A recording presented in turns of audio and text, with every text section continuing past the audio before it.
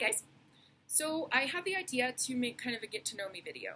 I've never made a video to put online before. I don't know how to edit a video. I'm going to try and do it all in one take without being too long or too boring or messing up my words too much. There's just a couple things I want to talk about to kind of let you know about me in the shop.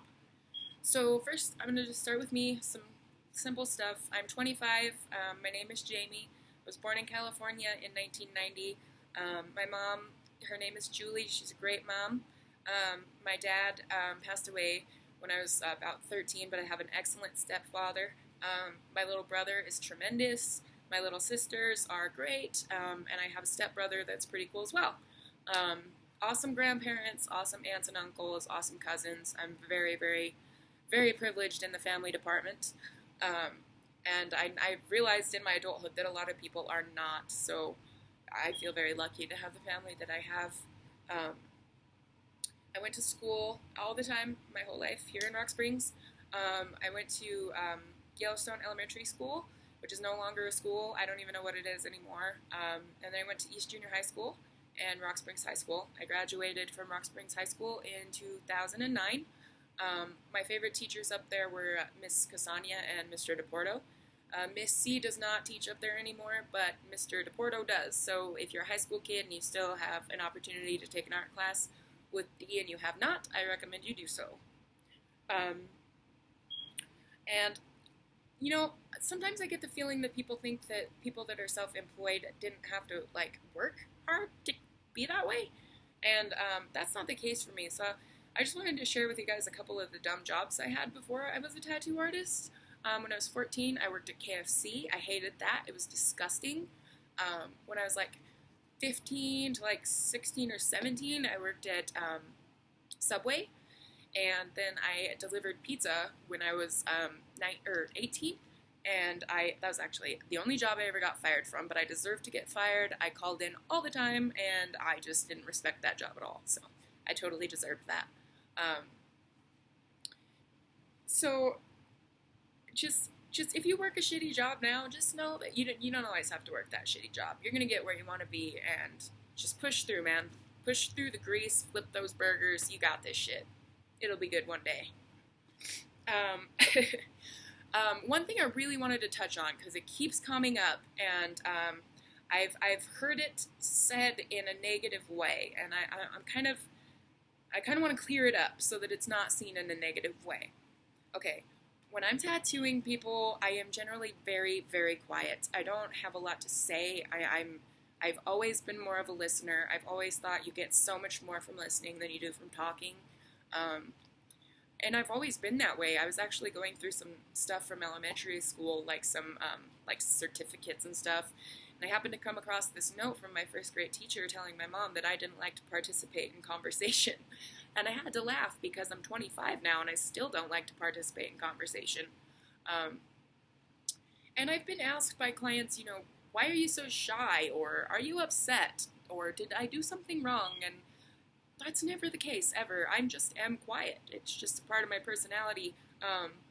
And that's not to say that you come to get a tattoo and I'm like, all right, sit down, shut the fuck up, and let's do this. I will talk. I'm just not a conversationalist. I like to concentrate. I like to think. I like to listen. I like to listen to the music that we're listening to or the TV show that we're watching while we're doing your tattoo, all that stuff. It just helps me concentrate more. Plus, I'm just not good at small talk. Like, I don't want to talk about the weather. I don't want to talk about general boring stuff. I'd rather just, you know, listen to my own thoughts or the music. I don't know why it has to be such a negative thing that I'm quiet, but it keeps coming up as a negative thing. And I just want to stress that it's not. I just am quiet. You didn't do anything. I didn't do anything. It's just the way it is. I'm a quiet person. It's okay. Doesn't make me mean. Doesn't make me shy. Doesn't make you the reason for it either. I just really want to clear that up because it keeps getting brought up. And I'm quiet because I am, not for any other reason. And kind of an extension of that, this is quite personal, but I feel like it's okay and important to share with you guys. since it does sort of affect me at work from time to time. I have, since I was very young, had several mental disorders. I have depression and bipolar disorder and anxiety disorder. The depression and the bipolar disorder are, for the most part, under control. I don't have a lot of issues with those, but the anxiety disorder gets to me quite frequently. I do have to take medicine for it, and I often have to take that medicine in front of clients. So I'm always very honest. I don't want, I could see how that could appear bad, that your tattoo artist had to stop and take some medicine, but if I didn't have that medicine, I wouldn't be able to work. I would have to stop because I do have these panic and anxiety attacks at work. It's just something that I deal with. I think that sometimes that also kind of fuels my quietness because a lot of the time I'm coping with it, especially recently because I've developed some new symptoms with my anxiety that are very difficult to deal with, but I'm doing my best. So I just wanted to kind of share those two things with you guys, the quietness and why it is, as well as what I deal with in here, so you kind of know if I seem off or weird or quiet, those are the reasons why, because I am. So starting my apprenticeship, I started it at Screamin' Stagecoach when it was owned by Dell, and it was next door to Cold Stone Creamery, which we no longer have. That was before Dell sold it to Lucas. I worked there, did my apprenticeship there for about a year. I did not make any money for that year. I just sat and I watched Dell tattoo. I cleaned the shop. I set up and tore down his station, and that was it. That was my life for a year. And then I did my first tattoo on my then best friend. I think it was a year and some months. It's like April that I did my first tattoo, and it was a little silhouetted girl with a balloon. Pretty simple.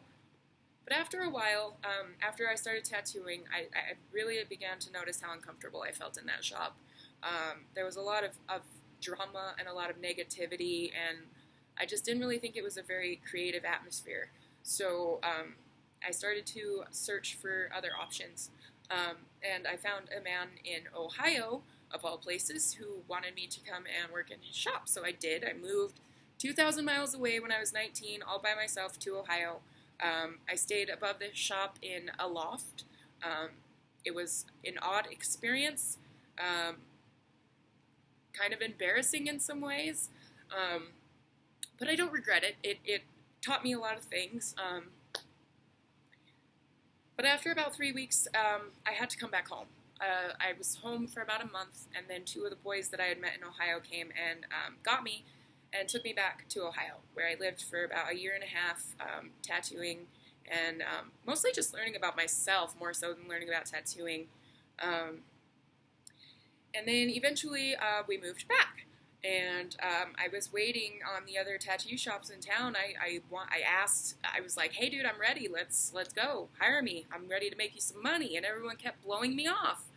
For like 3 months I waited for someone to be like, yeah dude, come on down and start working. And no one ever did. So finally I was like, I want a tattoo, dude. I need to tattoo. So with the help of a family friend, we got a loan, and we started Vortex in March of 2002. When we opened, it was me, the family friend, and a piercer, and my ex who took photos for us. And then we grew even more. I got another female artist. I brought in Adrian Islis, and I had a shop manager. And it just ballooned really quickly into something that I hadn't really planned for it to be.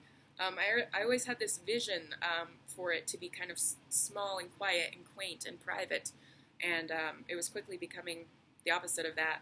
I didn't want to have a bunch of merch. I didn't want to have a bunch of people. I didn't want to have a bunch of artists. I didn't want loud craziness. I wanted calm, creative, quiet place for you to come get a tattoo and just chill out.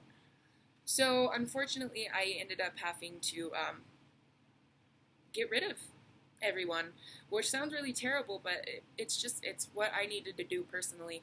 I lost a lot of friends through it. A lot of relationships ended because of that. Win some, lose some. I have the shop the way I want it now. I'm happy. I'm making the money I wanted to make, and I'm doing it my way. And I think that that's really important. I don't think you should have to spend your life doing something or be in a space that you're uncomfortable in. especially when that space is your own to create. It should be the way you want it for you. So now it is the way I want it for me.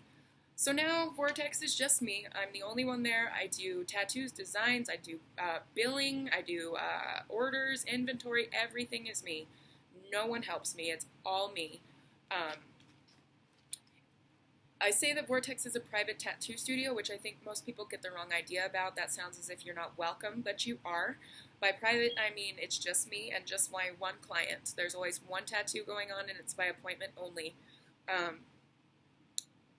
But private doesn't mean you can't come in. I'm there Tuesday through Saturday from 10 a.m. to around 5, and you're welcome to come in anytime you want to for a consult, just to say, hey, whatever.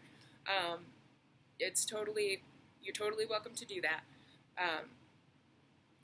To kind of describe how I do my tattoo setup, I like to do the consult, then do the design, then we okay the design, and then we make your appointment. I take a $50 cash deposit for appointments. It's non-refundable.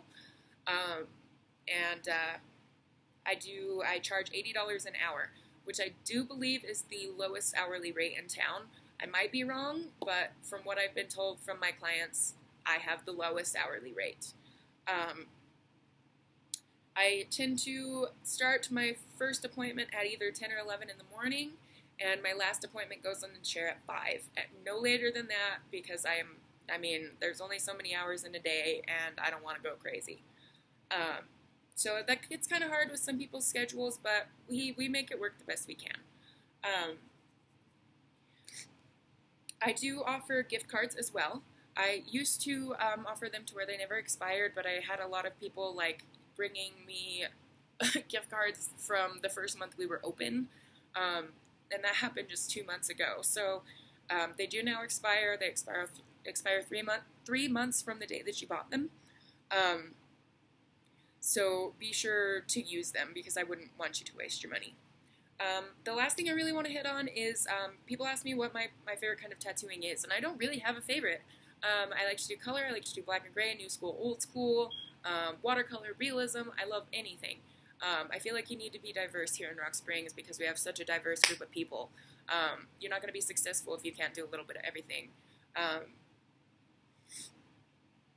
I would say I like to do color more than black and gray, but just a little bit more. I like everything. So I think that I've hit on everything I want to hit on. I hope this wasn't too boring or too long or too silly. Like I said, I've never done this before, so I hope it is informative and kind of gives you some insight on me and some insight on Vortex. You can leave some questions or comments or whatever you want, and I will answer whatever you have for me. Thank you guys so much for watching. Thank you for being my clients. Thank you to future clients. Thank you to everyone that supports me, who shares my statuses, who shares my pictures, all of you who follow me on Instagram. You guys are the best. I honestly have the best clients in town. I know I do. I love you guys. Thanks for watching. Hope everyone is having a great day, and I want to do your next tattoo. Bye.